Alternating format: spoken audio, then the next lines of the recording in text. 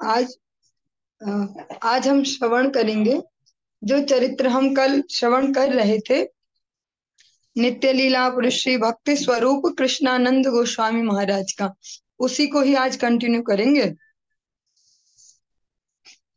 कल हमने उनके जन्म के बारे में श्रवण किया और उनकी शिक्षा के बारे में श्रवण किया कि वो जो मेडिकल फील्ड से हैं और डॉक्टर इन्होंने पास किया और उसके बाद अपनी प्रैक्टिस में लग गए।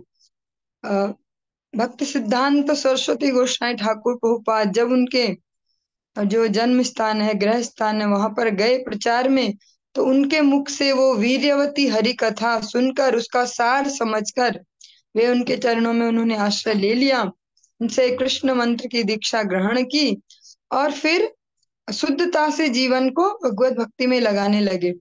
फिर जो उनकी आचरणशीलता है, जो उनकी बोल सकते ईमानदारी, उसको देखकर उनके माता पिता चिंतित हो गए कि कहीं ये भगवान के नाम प्रचार में ही न लग जाए, तो उन्होंने उनका फटाफट से विवाह करवा दिया।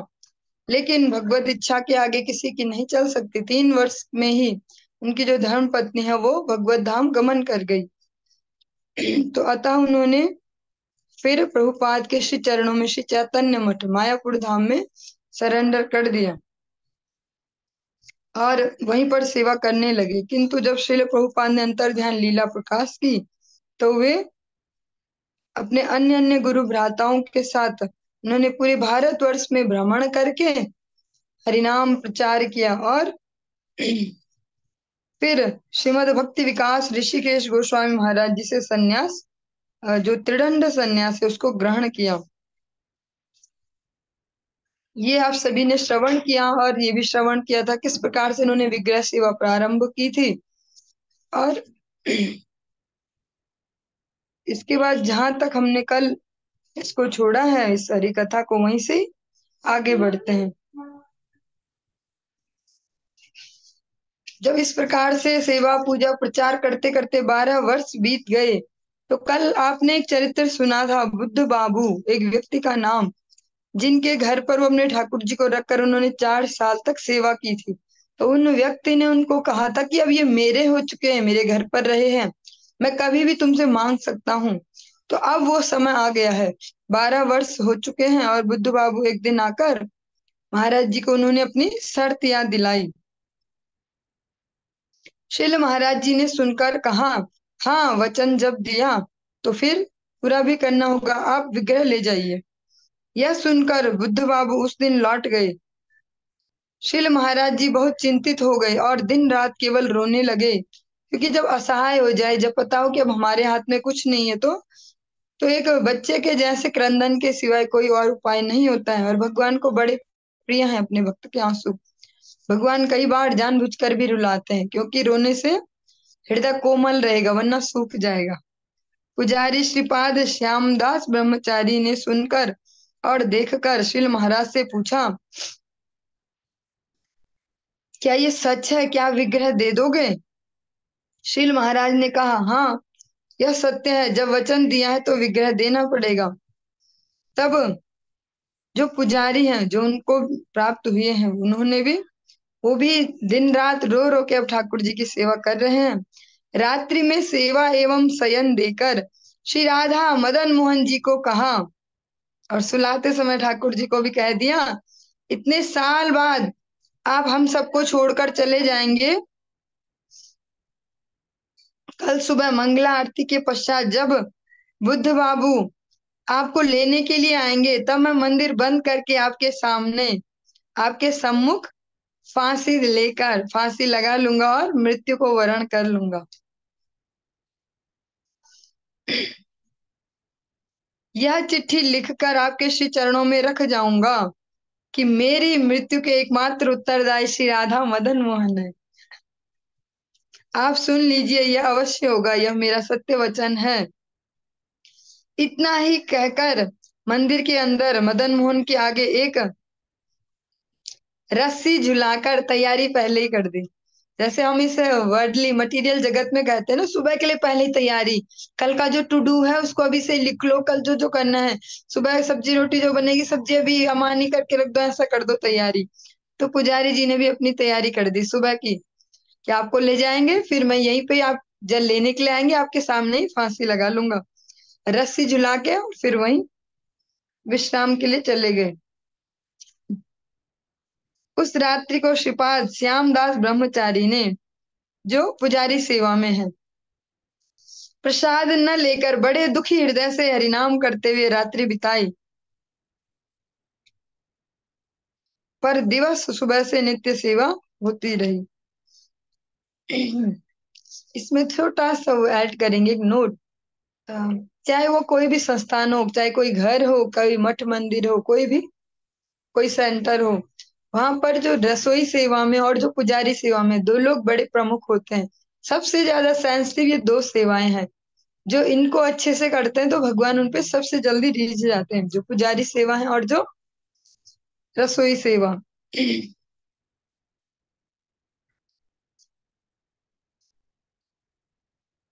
ऐसे ही एक भक्त हैं, उनका नाम तो मैं यहाँ पर नहीं लूंगी, अब उन्होंने शरीर भी छोड़ दिया है। भक्त क्या, वो भगवान की कथाएं भी करते थे। उनके साथ एक घटना हुई उनके जीवन में। उनके गले में कुछ इन्फेक्शन हो गया और वो आजीवन भगवान की कथा करते रहे, तो उन्होंने भगवान को, ये सत्य घटना है, अभी इस घटना को ज्यादा से ज्यादा 10 साल हुए हैं।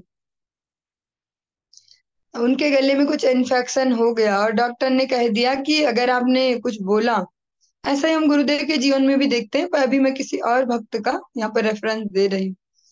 उनके गले में जो परेशानी हुई और डॉक्टर ने कहा कि अगर आप कथा करेंगे तो आप मर जाएंगे, इतना इन्फेक्शन बढ़ जाएगा, आपको नहीं करनी, आप नहीं कर सकते, बोल नहीं सकते हो आप बिल्कुल। और उन्होंने तो वही सेवा की थी भगवान की जीवन पर्यंत, तो बहुत दुखी हो गए। उन्होंने जहर मंगवा लिया अपने एक विश्वास पात्र सेवक से और जहर अपने पास रख लिया और कहा, और ठाकुर जी को कहा ऐसे ही अपने पास रात्रि में जहर, अगर मैं आपकी कथा नहीं कर पाऊंगा तो मैं जी के क्या करूंगा, ये जहर ही मैं खा के मर जाऊंगा। तो फिर पता नहीं कैसे, बियॉन्ड द साइंस है, उनके गले का इन्फेक्शन भी ठीक हो गया और वो हरी कथा अच्छे से कर पाए। ऐसा ही हम अपने साक्षात अपने शिल, जो संबंध ज्ञान प्रदाता गुरुदेव है, उनके जीवन में भी देखते हैं।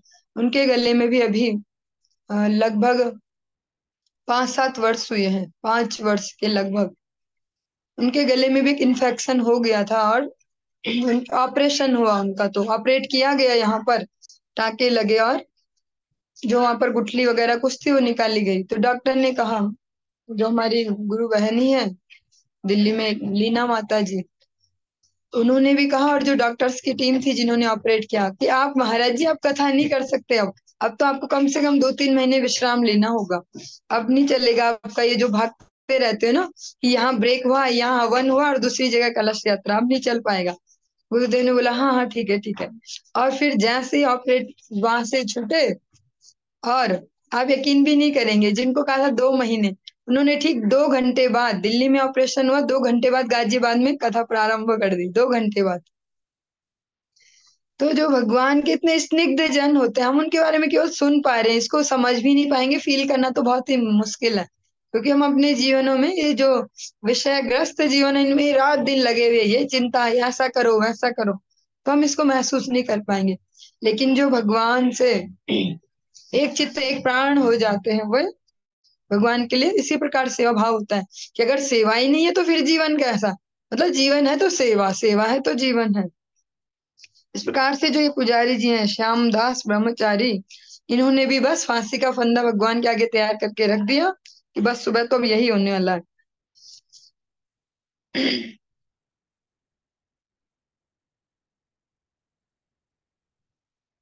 इस घटना को जो ये हुई, इसके बाद वो सुबह वो बुद्ध बाबू नहीं आए, अगली सुबह भी नहीं आए, उसकी अगली भी, उसकी अगली भी, इस प्रकार से 60 सुबह निकल गई, मीन 2 महीने निकल गए, वो बुद्ध बाबू वहां आए नहीं। 2 महीने बाद एक दिन पुजारी जी ने बुद्ध बाबू के बारे में श्रील महाराज से पूछा। श्रील महाराज जी ने कहा, बुद्ध बाबू उसी दिन से आज तक मेरे मंदिर के पास वाले रास्ते में भी नहीं आए हैं, मैंने देखा मंदिर के दूर वाले दूसरे रास्ते से जा रहे हैं, मंदिर की तरफ देखते भी नहीं। उससे पता चलता है कि मदन मोहन अब उनके घर नहीं जाएंगे।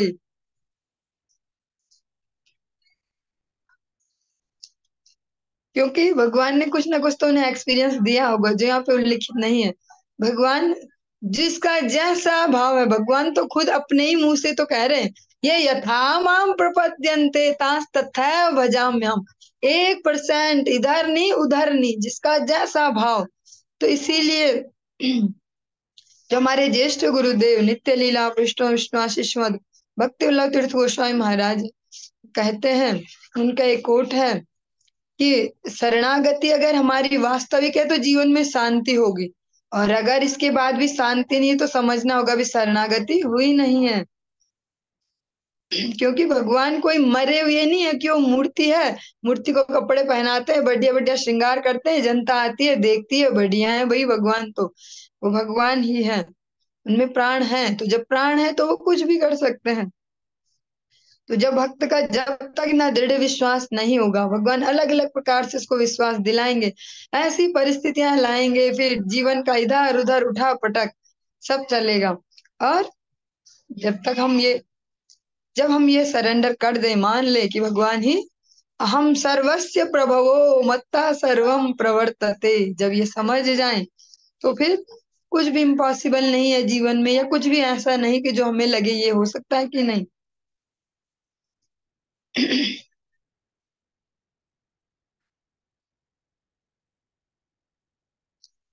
कुछ साल बाद कोलकाता में एक स्थान पर उन्होंने बहुत सुंदर मठ मंदिर निर्माण करवाकर श्री श्री गुरु गौरांग राधा गोविंद जू, राधा दामोदर जू के श्री विग्रह प्रतिष्ठा कर नित्य सेवा प्रकाश की।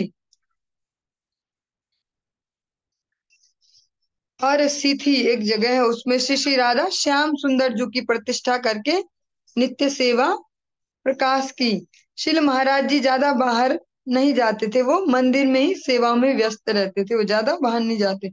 अपने जो उनके मठ मंदिर है उनमें पाठ कीर्तन करते और भजनानंदी के रूप में एकांत भजन में डूबे रहते थे। अपना अपना सबका एक स्वभाव है, और भजन की भी अपनी अपनी एक पद्धति है, तो हम किसी को किसी से कंपेयर नहीं कर सकते।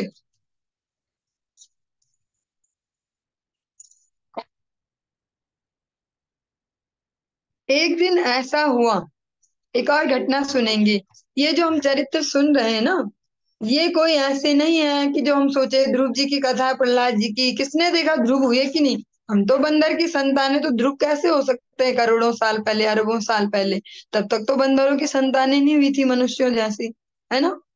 लेकिन ये ऐसे चरित्र है जो अभी विद इन 100 ईयर्स के अंदर अंदर वाली है, 90 ईयर्स वाली, तो हम इनको समझ पाएंगे। और ये लोग कोई वैसे नहीं है कि जिनको हम नहीं जानते, इनके बारे में अगर ढूंढे तो मिल भी जाएंगे।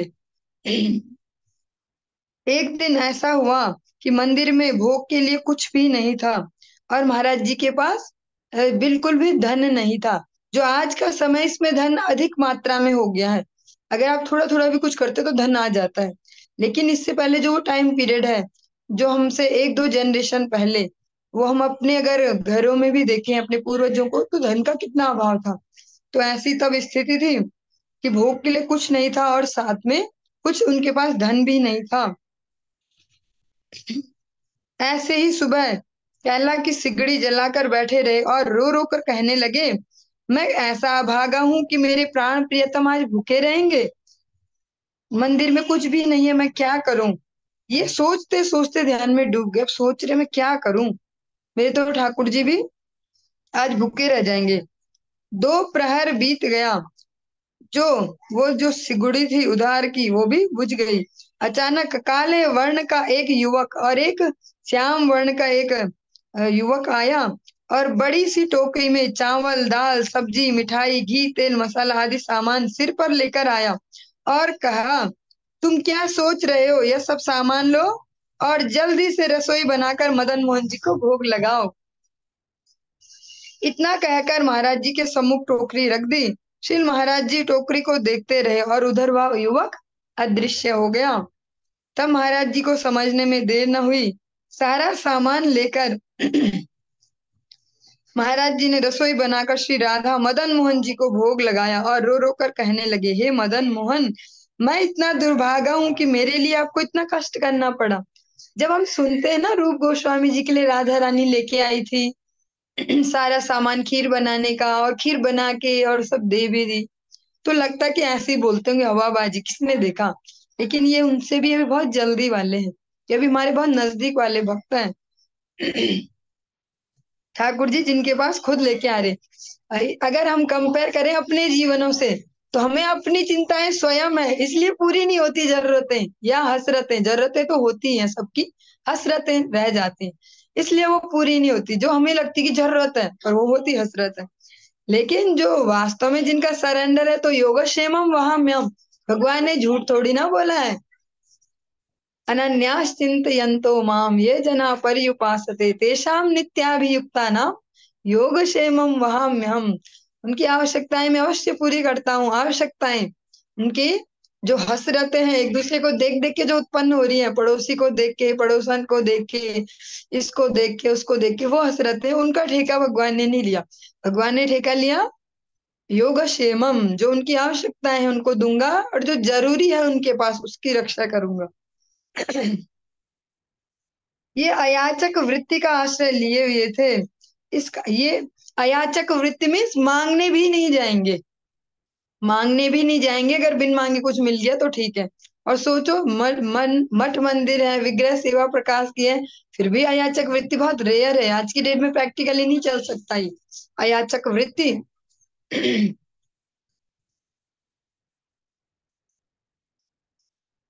इस कारण वैसे अपनी इस बात को यहीं पर ही मैं काटना भी चाहूंगी। अयाचक वृत्ति आज की डेट में भी चल पाएगी, लेकिन वैष्णव जन इसको अंगीकार नहीं करते, क्योंकि उन्हें बाहर जाना है समाज में, लोगों को हरि भक्ति में लगाने के लिए। वो तो बैठ जाएंगे, ठाकुर जी भी सब भेज देंगे, लेकिन उन पतित और जो कलिग्रस्त जो जीव है उनका क्या होगा। फिर इस भाव से वो अयाचक वृत्ति ग्रहण नहीं करते। इस कारण वे किसी मठ में, उनके किसी भी मठ में कोई ब्रह्मचारी मधुकरी भिक्षा नहीं करते। श्रील महाराज जी ने मठ के समस्त सेवकों को कहा है, तुम सब केवल भक्ति पूर्वक हरिनाम करो, भजन करते रहो, भगवान सब कुछ भेज देंगे। फिर उनका वो वाला भाव है कि तुम, फिर वो वाला नहीं है कि 16 राउंड हो गया और इनफ हो गया, अब आराम से सोते रहो, भगवान भेज देंगे। फिर वही चलेगा कि दिन रात करो, फिर पाठ कीर्तन करो, हरिनाम करो, दिन रात लगे रहो। श्री महाराज की कथा अनुसार ऐसा ही स्वाभाविक रूप से भगवान की नित्य सेवा, सेवक का प्रसाद, मठ का सारा काम, बड़े बड़े महोत्सव आदि होते रहे। मठ मंदिर आदि में भगवान को कब क्या खाने की इच्छा है, सेवक करने वाला सेवक के बारे में सुख दुख, शीत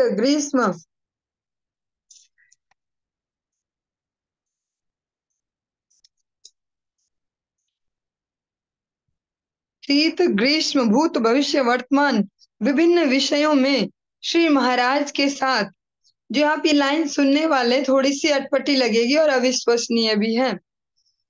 शिल महाराज के साथ श्री राधा श्याम सुंदर, राधा दामोदर, राधा गोपीनाथ, राधा मदन मोहन जी की नित्य बातचीत होती रहती थी।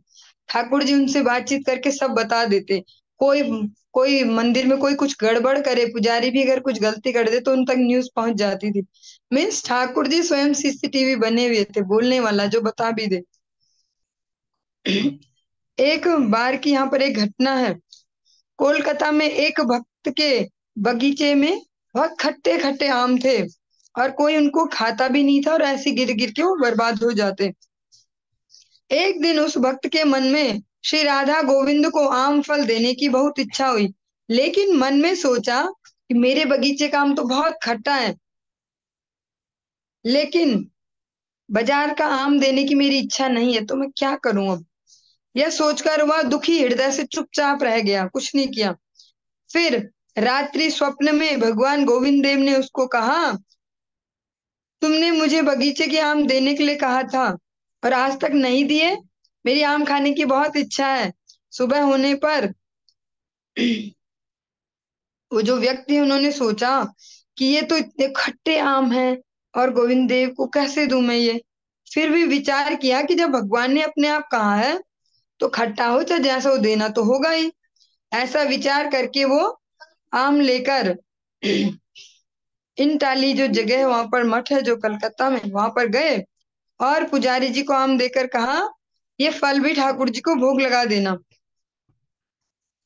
और फिर जो मंदिर के पुजारी जी उन्होंने वो आम भोग लगाया और भोग के बाद वो प्रसाद जो वो प्रसाद हो गया उस भक्त को दिया। उसने प्रसाद पाकर देखा कि आम तो इतना मीठा है और सुगंधित है, क्या कहूँ कुछ समझ में नहीं आ रहा, जबकि उसके ही तो पेड़ के आम है वो। वह भक्त आम प्रसाद पाकर प्रेम से विगलित हो गया और रो रो कर कहने लगा, हे गोविंद देव ये आपकी कैसी लीला है, और प्रेम पूर्वक बहुत नाचने लगा। उस दिन से उसके बगीचे के सारे आम मीठे हो गए। वह भक्त जीवन भर प्रत्येक वर्ष बगीचे के सारे आम अब वहीं पहुंचा था, सारे आम। ऐसे होता है योग क्षेमम, भगवान ट्रिक यूज करते हैं किसके दिमाग में कौन सा मैसेज देना, कहाँ कौन सी सेटिंग करनी है। क्योंकि कृष्णम वंदे जगत गुरुम, भगवत गीता से कहे तो द्यूतोहम छल्यताम अस्मि, सबसे बड़ा छलिया भी मैं ही हूँ और सबसे बड़े ज्ञानी भी भगवान ही है। तो भगवान कुछ भी कर सकते हैं, बस आवश्यकता है तो उनके चरणों में जो सरेंडर है उसको धीरे धीरे धोने की, साफ करने की। उस सरेंडर को निर्मल सरेंडर जितना होता जाएगा ना, भगवान की कृपा दृष्टिगोचर होते जाएगी। हो तो रात दिन रही है, दिख नहीं रही है, क्योंकि मैल जमा है। जितना धोते जाएंगे उसको हरिनाम के साबुन से, साधु गुरु वैष्णव सेवा के साबुन से, जितना वो मैल हटते जाएगा भगवत कृपा उतनी ज्यादा हमको दिखनी शुरू हो जाएगी। अंत में श्री श्यामदास ब्रह्मचारी को दृढ़ संन्यास प्रदान कर श्रीमद भक्ति भ्रमर प्रेमानंद तीर्थ महाराज जी के नाम से विभूषित किया और उनके हाथों पर अपने समस्त मठ मंदिर की सेवा के दायित्व देकर आचार्य पद प्रदान कर 1965 माघ महीने की कृष्णा तृतीया तिथि पर महाराज श्री ने भगवान की नित्य लीला में प्रवेश किया। ये बहुत ही सुंदर चरित्र है इसमें, और बहुत अच्छे से जो भगवान के साथ उनकी वो चर्चा है, या भगवान उनको न्यूज बता देते हैं कि इसने ये किया, इसने ये किया, वो सब। क्योंकि जिस भाव से भक्त भगवान को भजते हैं भगवान उससे पूरा करते हैं।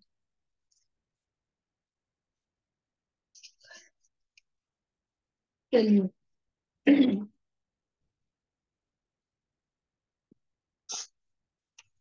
आज की इस चर्चा को हम यहीं पर ही विराम देंगे, आगे कल कंटिन्यू करेंगे। हरे कृष्ण।